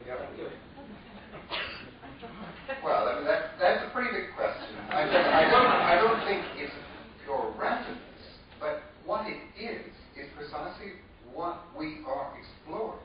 So I don't have an answer. I have a sense of what it isn't. But if you ask me what is it, then I reiterate the fact that it is a mystery, but I do not believe that I am here for any purpose other than expressing my own being. That's all. Thank you.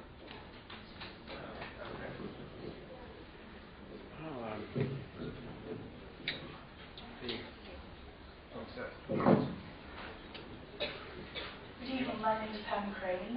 My discipline is rather different from many people's in this room because I'm an astrologer of a fair amount of experience now.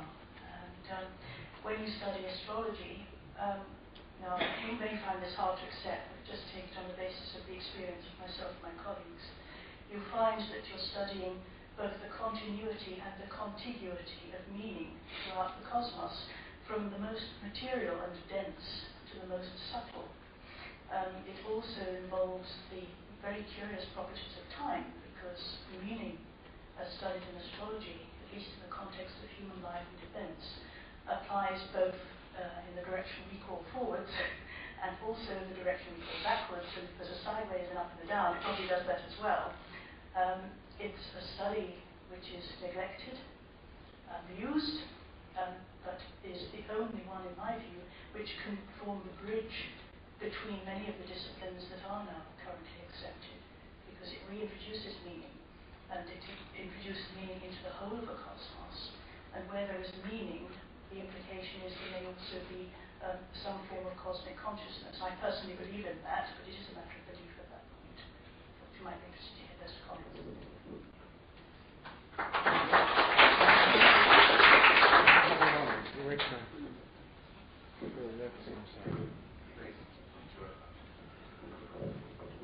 My name is Bishop Gerard Crane, and I'm Pam's husband. And in these hallowed walls, I ought to say that I am a bishop of the Liberal Catholic Church. And for many, many years, I've been studying the inner side of things. I'm terribly interested in what Rupert had to say. And this is just really a comment, because if one opens up this mind that we have, this great gift that God gave us, free mind, the open mind, and not close it up or compartmentalize everything that has to fit in. But just let it be. Just accept or reject, but without condemnation. Then the world becomes a wonderful, even more wonderful place to live in. And one of the things that I think about, as again I must say in these hallowed walls, is that it is possible to read the Bible, the Scriptures, from three different points of view, it seems to me. One is just as a pure statement of fact, something that actually happened and is chronicled, which frankly doesn't make much sense to me because, well, to begin with, it's contradictory. We'll go no further than that at this moment. The second way is just as a complete set of mythological stories, which again doesn't make much sense because there is ample proof that much of it is true. And I've been there and I know. But there's also a third way. There's always a third way, isn't there? As you were saying, the third force, which is often, if not always, invisible. Even in banking. Transferring money in banking, you have a sender and a receiver. And the thing transferred, the money, is invisible, as is the Holy Spirit. So we can bring it down to a different point of view. But the third way to read the Scriptures in the Bible is from a mystical point of view. And if one does that with an open mind, then a lot of things become clear, in inverted commas. But it's a whole different concept on the readings. And there's one particular one which sprang into my mind when Rupert was speaking about this idea of staring at the back of someone's head. I mean, we've even done it over a distance, haven't we? I'm sure all of us.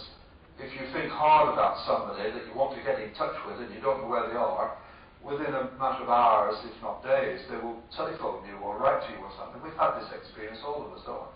Can't explain it, but it's an extension, perhaps, of what you were saying. But the thing biblically that I want to speak about, just briefly, is when Christ was on his healing mission, the story goes that someone came along who didn't feel that they were righteous enough or to speak to him even, but he wanted his child healing. And he touched the hem of his cloak, and instantly the child was healed. And Jesus knew that his cloak had been touched. Now, the materialist might say, easy, he felt a tug on his shoulder, it nearly pulled him over as he went backwards. I tend to feel that perhaps it was a discharge of energy, perhaps it was a psychic knowledge, perhaps it was he felt the man gazing at the back of his head, but when the cloak was touched, something happened. And Christ knew that he'd been touched, and the healing took place. I just leave you with that thought. Thank you.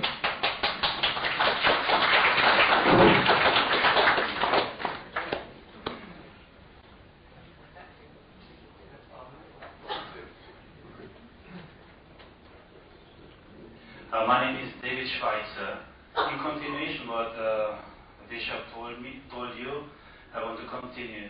Since in observing in my work thought patterns, how they affect human cells, I've seen as one energy which is quite important to mention. Especially when we talk about science and religion, there must be a glue that brings both together. They've seen it's faith energy. When you see even a pullover, what he's wearing here, there is faith behind it. It's saturated with faith. Somebody had faith to make it. He can make it.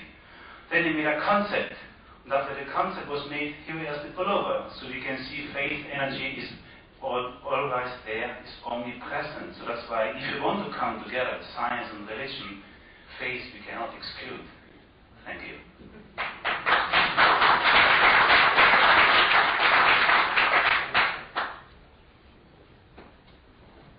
I'm Sandra Cook. We've talked about materialism and consciousness arising from materialism, possibly. That's what you were saying. And I was reminded of a story told by, I think, Christopher Langton in the Complexity book, of how he programmed a program that he said would mimic some aspects of life into a computer. And went away to do some work while it was doing what computers do. And he suddenly had an intense experience of being stared at. And he turned around and it was this computer with all these little light particles there. attracted his attention in that way, and I just wondered what you thought might have been happening in this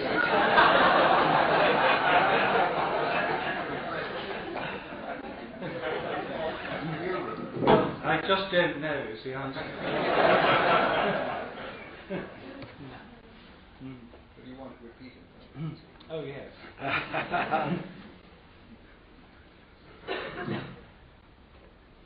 Well, my name is Margaret Ginsberg. I'm a scientist.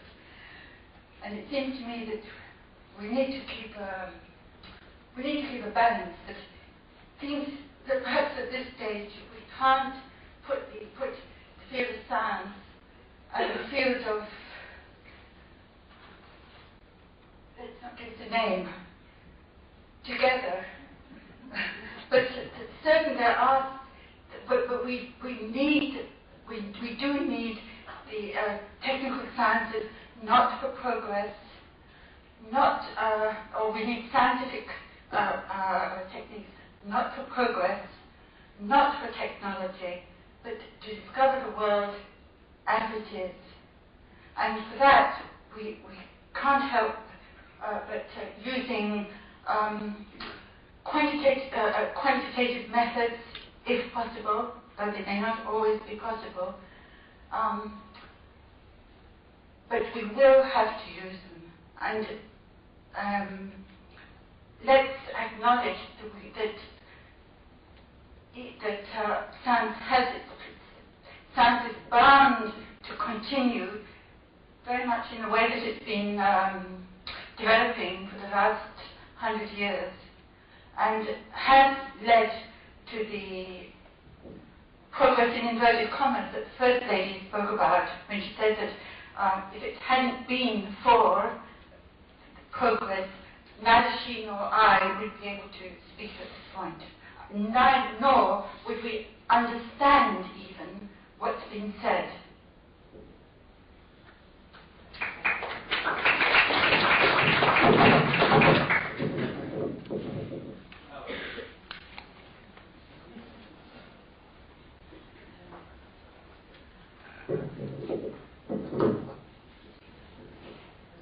This is such a wide-ranging discussion. I do not know exactly where to come in, but I want to make just one or two points. I was very much taken by Rupert's point about the integration of, for one, the dualities and the Trinity. I think that is a really, really basic point about the structure of the universe. This is something which I've felt for quite a long time myself. On the question of progress, I think that there could be such a thing as human progress. Those of us who seek the right sort of work in human service, the right sort of political reforms and so on, we can work to make a world which is much better for human beings and for animals and for the whole of nature and for the whole of the planet. We can do that by moving along the right path. I fully agree that much of what has been done in the name of so-called progress, especially by the whole capitalist mentality, a lot of that is not progress at all, it's really counterproductive. I fully agree about that. Also, I think in the realms of scientific philosophy, there are far more things that we do not know about yet. There's so many things we do not yet understand, many things which, in the nature of the universe, which are totally beyond our present conceptual range. Now, it is an open question how far humanity will progress towards a state where it has a higher state of consciousness about this and a deeper understanding so that it can grasp more concepts. I'm sure that there are many, many concepts in the whole universe which are way, way beyond our grasp. The big question is, are there other entities in the universe which do grasp? And this is, of course, where religious concepts of God come in a very imperfect way. They try to foreshadow that.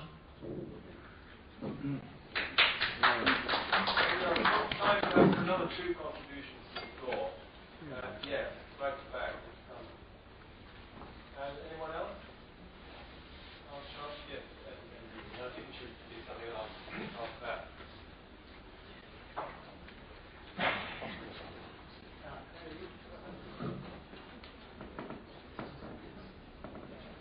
Hello.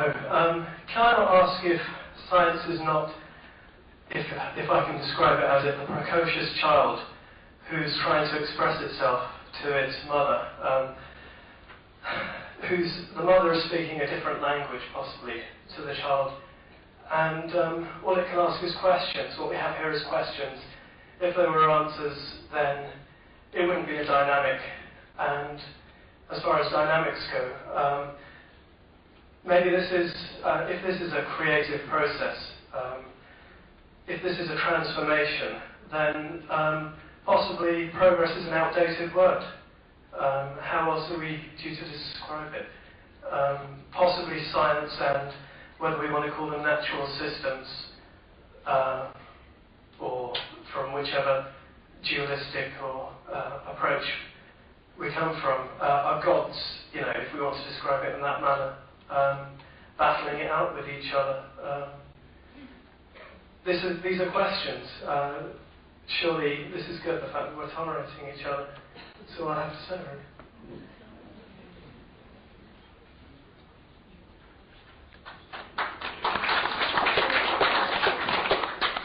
Anne Roby. I want to say how much I've appreciated coming to hear something about science and religion, which is a great deal of lateral thinking. It's not going along the same old lines, and it's exploring, trying to be scientific about the whole world. But we seem to have got into some very deep water, because scientifically it's not possible to put words to everything in the whole universe, and we've had the idea of the mystery that is still here. I mean, I was very moved by the question about the comment made at the beginning about women. But I couldn't help thinking that though for women in this part of the world things are a lot better, they are still simply terrible in other parts of the world, where we heard on the television this week that some women have been unknowingly sterilised by giving false vaccines, which perhaps have some poison in, making them sterile without them even knowing. And there is so much injustice in the world. And science is like, almost, it seems to me now, a sort of Tower of Babel, that we have built up an organisation within the community, within the whole world, of how the economies work, and the whole structure of our society depends on scientific technology and everything. But as you said, we don't know the answers to many of these things. And when you're talking about progress, we have had a great deal of change. But what we don't know really is whether it is all, in the end, going to be good. We have to face the fact that perhaps it will all collapse, and we have to start again. And in a way, this all leads us back to some deeper wisdom that we need. And I think I would like to make that comment, because I think we are all in that same boat of trying to look to the future. But as Teddy has said, there is hope, and we do have to work for it in every way that we possibly can, and not to be discouraged by that.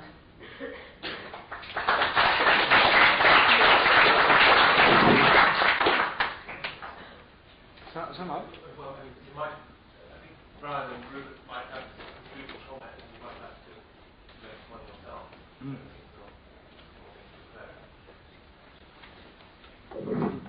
I think I really just want to applaud the last comment and say that what I like about science and scientific adventure is the fact it does confront us over and over again with these mysteries.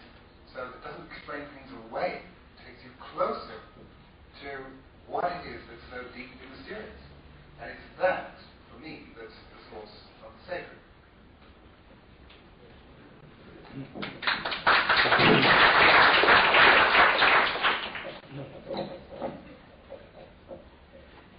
Well, I also agree with that. I think that the essence really is to recognize mystery. One of the problems of the limited kind of science we've had is the denial of mystery, the belief that everything can be encompassed within this mechanistic framework, and anything that doesn't fit in, like consciousness, most of our experience, religious traditions, and so on, all these things either are non-existent or delusions or something of that kind. We had an extraordinary narrow-mindedness. And I think one way that science can be opened up is through no longer leaving it to the narrow ranks of professionals. Science has always been liberated in the past by non-professionals participating in this process of discovery and inquiry. Charles Darwin is a noted example. Never had an academic post nor a grant. I think there are many questions that science has helped to open up. One is about the nature of the cosmos, and as Alan Main mentioned, one of the problems we have is thinking about the nature of consciousness greater than our own. Science doesn't really help us at the moment to think about even our own consciousness. But the realm of religion has not just been about order and morality, although that's an important part of it. It's not just been about theology, not just about human mystical experience. It's been about the intuition that there are vastly greater forms of consciousness than our own in the universe. A consciousness behind and working through the whole universe, and many other forms of consciousness above the human level. The traditional doctrine of gods, devas in Hinduism, or angels, innumerable hosts of superhuman consciousnesses in the Western traditions, imply all sorts of levels of consciousness. Maybe consciousness of stars, planets, galaxies, and what would the thought of a galaxy be like? Hard to imagine. But that doesn't mean to say that galaxies can't think. And if there are forms of consciousness above the human level, there may be many of these forms of consciousness. And these are questions and realms of inquiry and mysteries far beyond anything which our existing science has led us to, although I think it now opens up those questions through the insights it gives us into the cosmos. And I myself think that we stand on the threshold of a whole new lot of questions, new ways of inquiry. And I think that the period ahead of us is a very exciting one.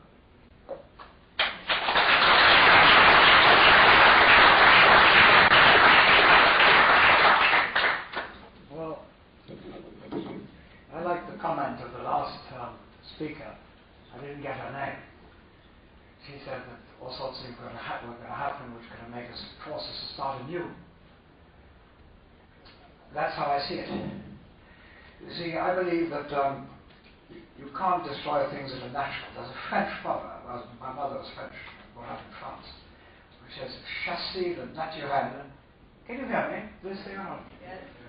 Chasser le naturel, il revient au galop, which means drive out what is natural, and it comes charging back. And I see the family and the community, and I see religion as being natural. And one day we will reorganize ourselves along those lines. And we may be forced to reorganize ourselves along those lines much faster than we think, because there's something happening in the world today whose implications are not generally understood. I belong to something called the International Forum on Globalization, a group of people who meet twice a year in America. We just held a meeting. Now, I didn't go because I've been ill. I've been in hospital. I've had an operation.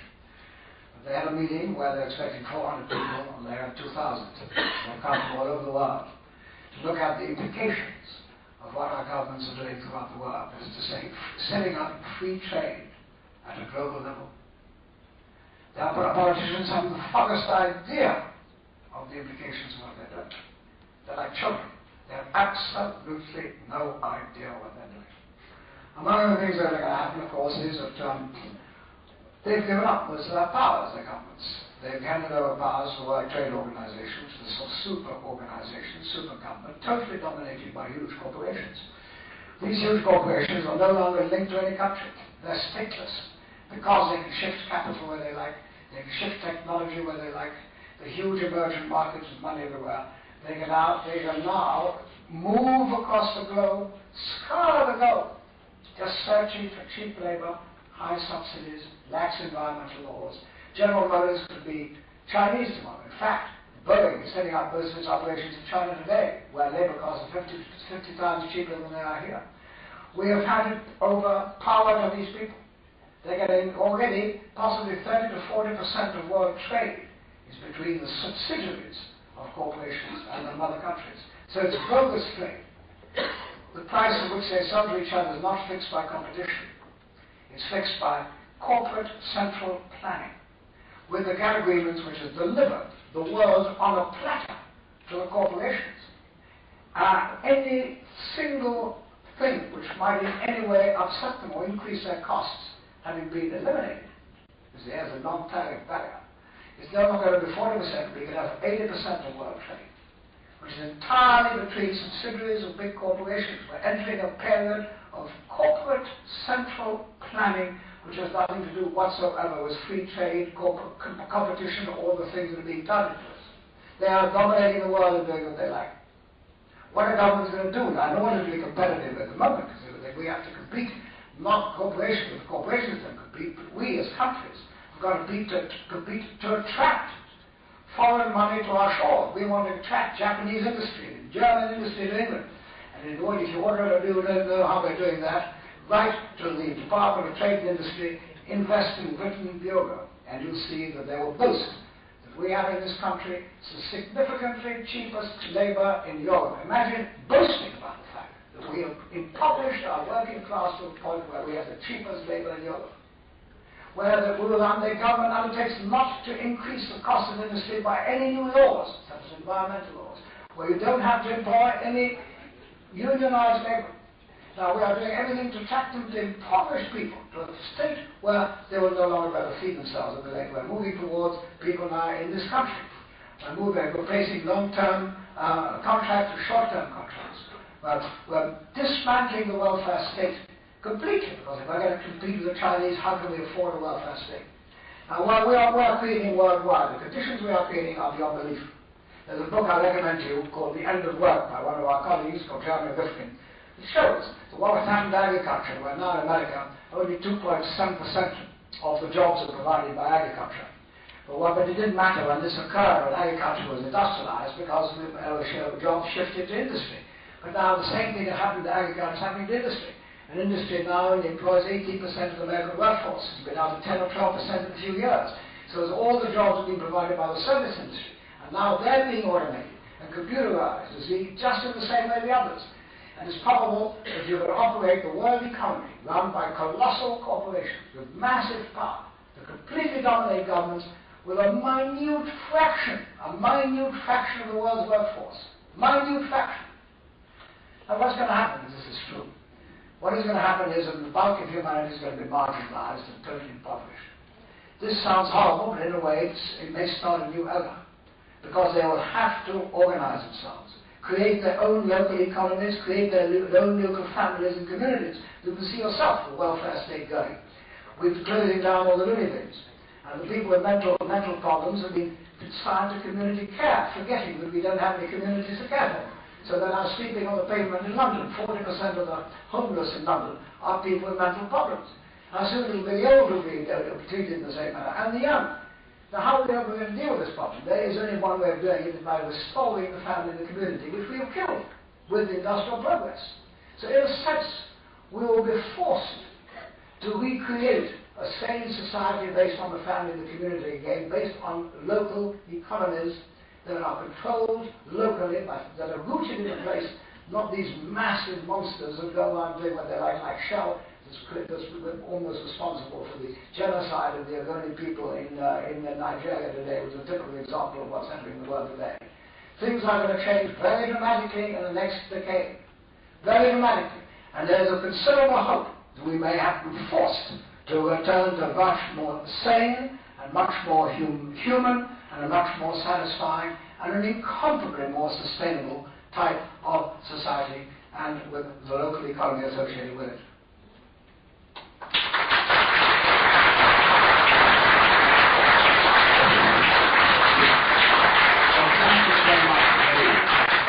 I'd very much like to thank our chairman for his wonderful summing up, and I think I'm rather more optimistic than our chairman is.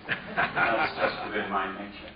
I'd very much like to thank our two speakers for their dialogue, and I'd also like to thank the audience too for their comments, because it really expanded the debate in the most interesting way. Don't forget, will you, that on Tuesday the 12th of December, it's Consciousness, Spirit and Death. So we'd like to see you here